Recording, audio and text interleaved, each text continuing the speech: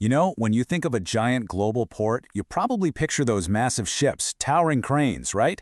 But the real fight for who wins in global trade, that's not happening on the docks. Nope, it's happening behind the scenes, in this huge, sprawling ecosystem that's actually the secret engine of a country's economy. Today, we're going to pull back that curtain. Okay, so here's how we're going to break it down. First, we need to define what this secret engine even is. Then, we'll dive into a kind of global tournament, looking at the playbooks of 4 heavy hitters: Rotterdam, Japan's port system, Busan in South Korea, and Kaohsiung in Taiwan. And to wrap it all up, we'll boil it all down to the 3 big rules any modern port has to follow if it wants to win. So what is it? What's the thing that takes a port from just being a busy place with a lot of ships to a genuine economic powerhouse for an entire nation? Well, the answer is all about what happens after the cargo gets unloaded. This backstage area, that's where the real magic happens, and it's the key to everything we're about to talk about. Let's just put the question right out there. It's not about how many containers you can shuffle around. I mean, that's important, sure. But the real game changer, that secret engine, it's something else entirely. And here it is, the port hinterland. Now, this is way more than just a giant storage lot. You need to think of it more like a supercharged industrial and commercial zone that's bolted right onto the port. This is where goods get assembled, customized, processed, and prepped for their final destination. The size, the efficiency, the smarts of a port's hinterland, that's the real battleground for global trade today. All right, first up in our tournament is the established veteran, the Port of Rotterdam. It's the gateway to Europe, and believe me, its strategy is so much more than just moving boxes from a ship to a truck. It's a seriously sophisticated operation. See, Rotterdam uses this awesome 3-pronged attack. First, you've got your classic logistics park. This is for all the essential stuff: warehousing, packing, you name it. Second, they have a trade center, which is a brilliant move. It's basically a launch pad for companies outside the EU to set up shop and sell directly to that massive European market. And third, and this is the really cool part, a brain park. It's a space that literally mixes R&D labs with production lines and storage.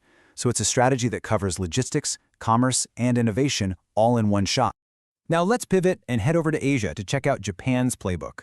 It's fascinating because while Rotterdam is a master at being an export gateway, Japan's system is engineered for the exact opposite.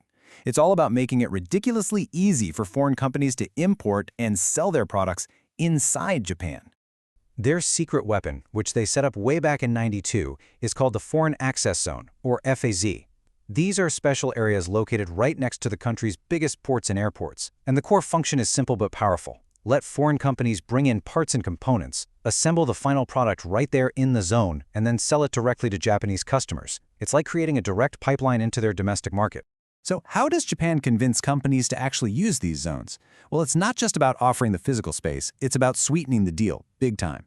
They offer this incredible package of incentives. We're talking major tax breaks, funding to help build facilities, access to low-interest loans, and even credit insurance to help out smaller businesses. It is a full-court press designed to pull foreign investment in.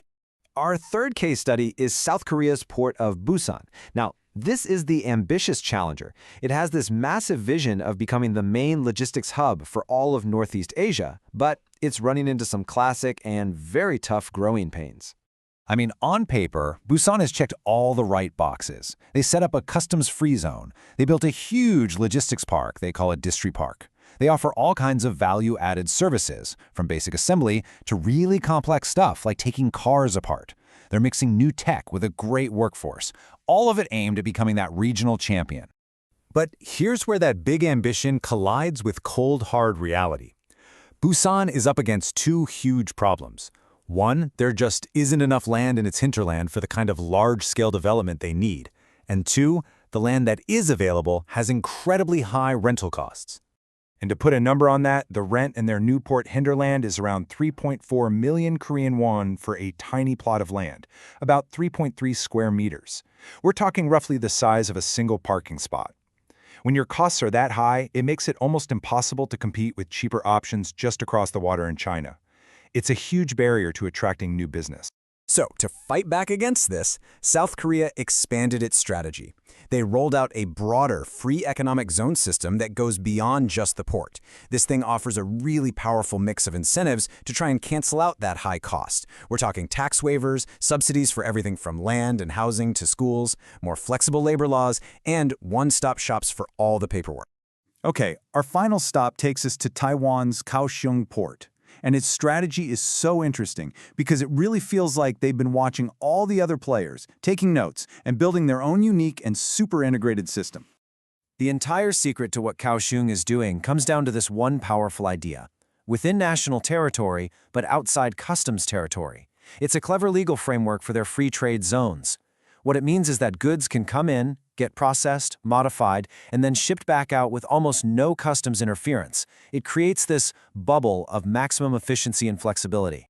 And using that core idea as a launchpad, Kaohsiung's playbook attacks on multiple fronts. They go right after the cost issue with tax exemptions and low rents. They crank up efficiency by basically getting rid of customs clearance headaches and creating a single window service for all the administrative stuff. And they've also relaxed a bunch of regulations, giving companies more freedom to manage themselves. But here it is. This is the real masterstroke in Kaohsiung's plan. It's not just about making the port's own free trade zone great. The real goal is to connect the port to Taiwan's existing industrial powerhouses, places like the massive Hsinchu and Southern Taiwan science parks, and create one seamless national supply chain. It's a brilliant way to link high-tech manufacturing directly to global logistics. So, after our world tour, from Rotterdam's innovation and Japan's incentives to Busan's tough challenges and Kaohsiung's integration, some really clear patterns start to show up. In fact, you can basically distill this whole complicated global competition down to 3 essential rules for success. And here they are. Rule number 1, you have to focus on value-added services. Just being a parking lot for containers isn't going to cut it anymore. Rule number 2, offer compelling financial and tax incentives. You've got to make it worth a global company's while to choose you.